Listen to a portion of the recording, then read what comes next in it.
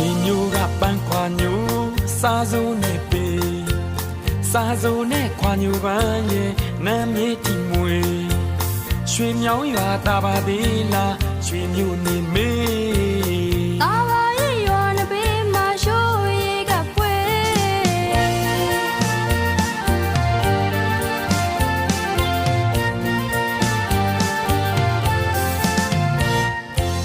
ရွှေတိမ်ပင်ပါတဲ့အောက်ကကောက်ဆိုင်ရင်မူ